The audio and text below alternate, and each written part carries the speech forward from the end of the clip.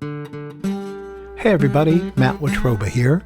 Robert Jones and I are just thrilled to share this video with you, our friends at the Woodstock Folk Festival. Although we've never played the festival as a duo, I was there in 2015 to lead the Big Sing, and Robert performed on the main stage the following year. I think I speak for everyone when I say I'm looking forward to when we can all safely gather in person again.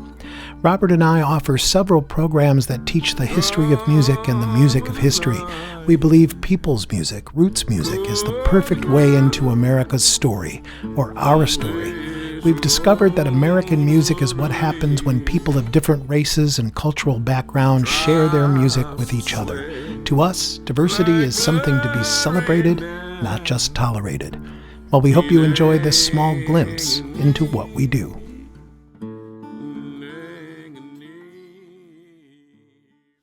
We pray to God for some relief, and in many cases that relief came in the form of people singing together. You can imagine that on one of those mornings where the word got out that the Underground Railroad was about to, come and start this escape from a plantation, that evening when the sun went down, maybe a third of the camp would be leaving and heading north to places that they'd never even heard of, only in legend, places where, legend tells us that flakes fall from the sky and they're cold.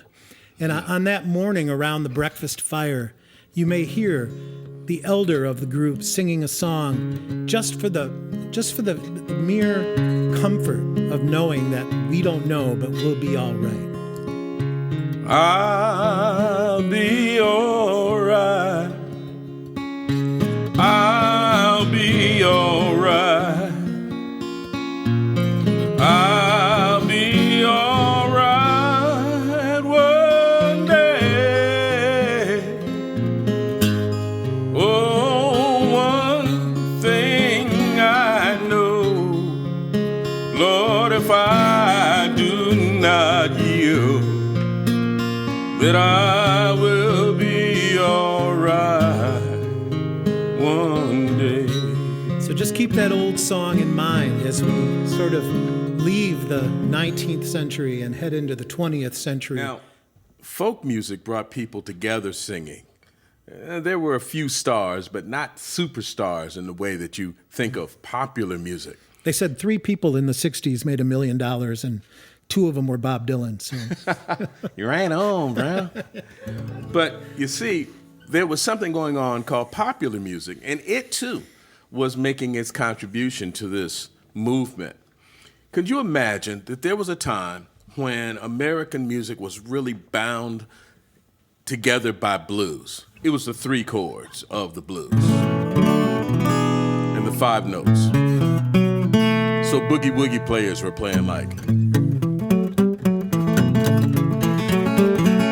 come here, baby, set them pots and pans. Whoa, come here, baby, rattle them pots and pans. And make me glad that I'm your loving man. That was hot stuff in the 20s and throughout the 30s, but by the time it got up to the 50s, 1955, there was a kid using the same 3 chords and the same 5 notes. And he showed up on something called the Ed Sullivan Show. And that was, there were only 3 stations, so everybody was watching Ed Sullivan on Sunday night. And he said, ladies and gentlemen, we have a really good show for you tonight. Have a young man coming up from Tupelo, Mississippi, by way of Memphis, Tennessee. He uses 3 chords and 5 notes. And he sticks his arm out and the kid goes, 1 for the money, 2 for the show. Be the good right and now go, cat, go, but don't you mess with my blue suede shoes. You can do anything, say off my blue suede shoes, yeah. Blue suede shoes, blue suede shoes, blue suede shoes, blue suede. You can do anything, say off my blue suede shoes. Well, that guy was, of course, Elvis Presley. And every school we go to, we mention Elvis, and all the little second graders know who he is. They say, who is he? He's the king of what? Rock and roll. And we say, well, you know about the Black King, right? And they go, there's a Black King? Well, you see, they didn't know about Chuck Berry. a black man who played the blues in an up-tempo way, kind of like. And he kept playing them so fast, they became.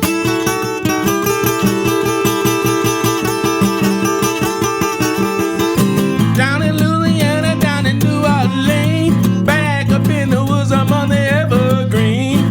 Stood in old cabin made of earth and wood, where a little boy named Johnny B. Good. That little boy could never read or write so well. He could play the guitar like a ringing a bell. Say go, go Johnny, go, go. Go Johnny, go, go, go. Go Johnny, go, go. Go Johnny, go, go, go. Yeah, Johnny be good. Now, So you're saying there was a black king? there was a black king. And the thing was that in that time, people were trying to keep the music and the people separate. But when you got a white king of rock and roll, and black kids want to be like Elvis, and a black king of rock and roll, and white kids want to be like Chuck Berry, something's got to give. And those kids started listening to each other's music and crossing barriers because it was just cool, man. So by the time 5 good-looking black kids tour coming out of Detroit in the Deep South where they got a rope down the middle of the gymnasium to keep the white kids and the black kids separate, when those kids hear those 5 notes coming out of Detroit and they hear what these kids do with those 5 notes, and then they hear the rhythm of the Temptations, the kids tear down the rope and dance together.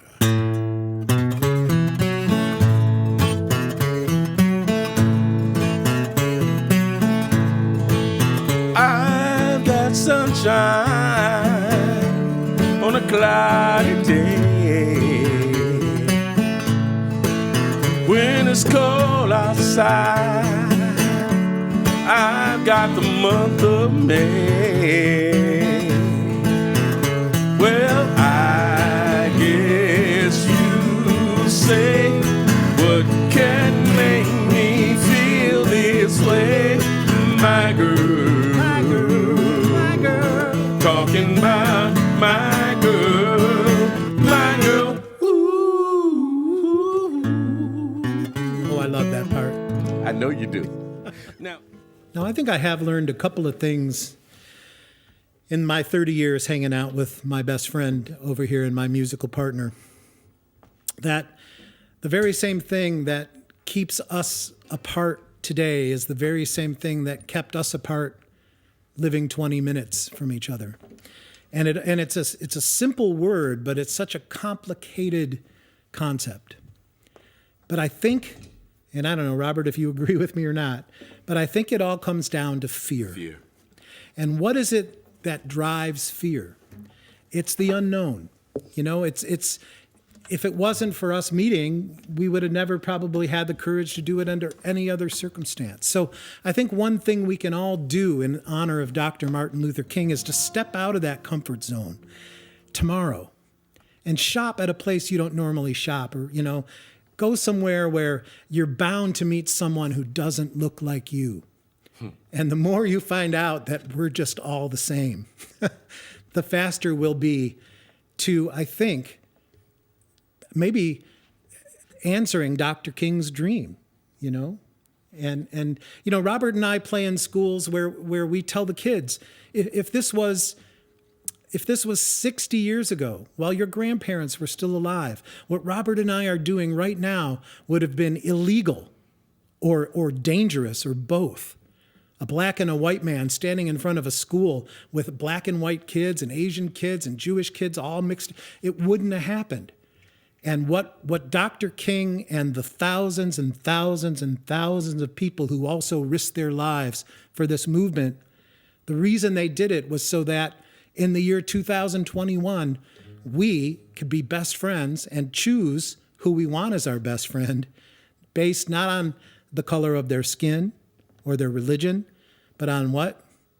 Dr. King, the content of their character. And so when you think about the most important song ever written in America, we think of that old spiritual that we sang earlier in the program. As you imagine that elder person at the campfire reminding these enslaved people that I know we're going to lose. You may lose your husband, you may lose your son. They're headed to a place of freedom. They'll be all right. I'll be all right. Oh, I'll be all right. Oh, I'll be all right one day. Oh, one thing I know, Lord, if I do not yield, that I will be all right one day. Now that song was probably sung in around 1855. It wasn't written down until 1900. And then in 1960 or so, there was a magical place in the hills of Tennessee, down in the foothills of Tennessee, called the Highlander Folk School. And that's where a whole bunch of people were learning the strategies of the civil rights movement. That's where Rosa Parks was a young student. I know a lot of people thought she was just a seamstress who happened to be on that bus, but of course she knew what she was doing, and she was there for a purpose and for a reason. And she learned a lot of that strategy at this school in Tennessee called the Highlander School. It still exists today. They tried to burn it down last year. Last year they tried to burn it down, but it's still there. So you can imagine, as all these training sessions were going on, that it was a threat to that community. Robert and I went down and got to interview and do an article about one of the creators of what that song became. His name was Guy Carawan. And Guy said when they were rewriting that song, they knew that the lyrics had to change. It couldn't be "I'll be all right," because it was about something bigger than that. And they needed a song for the movement. They could have picked a new song. They could have had Pete Seeger write a song. But they took that old spiritual and changed it from not "I will be all right," but "we."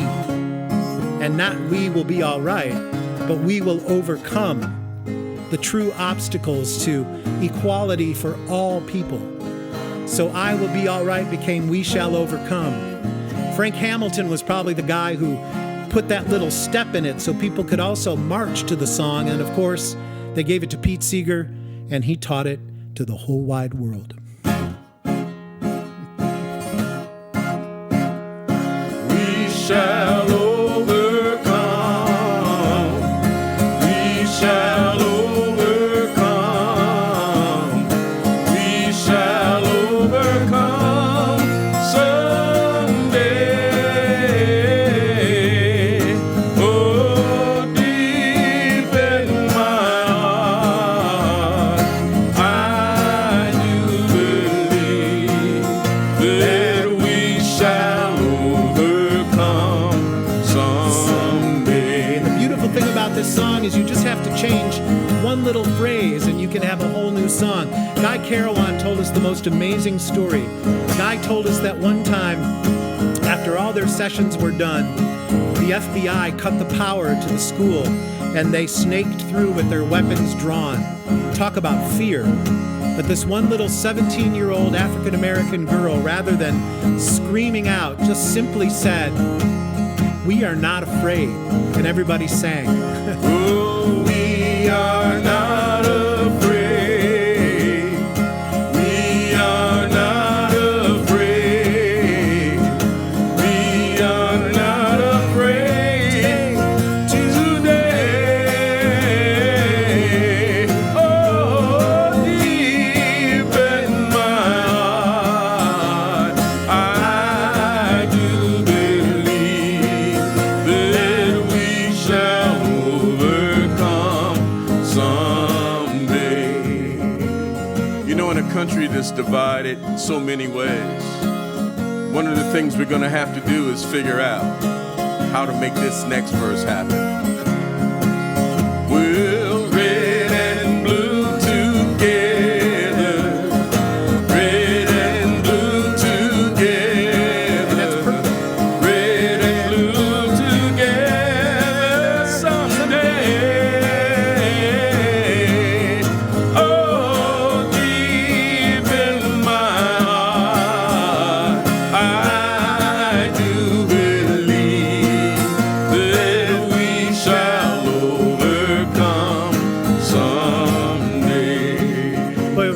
us feel good if we ended our program this evening with you singing along at home. Stand up if you want.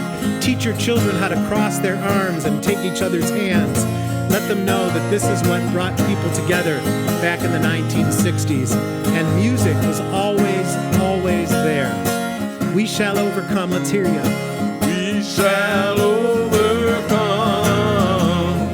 We shall overcome. We shall overcome someday. Oh, deep in my heart, I do believe that we shall overcome someday.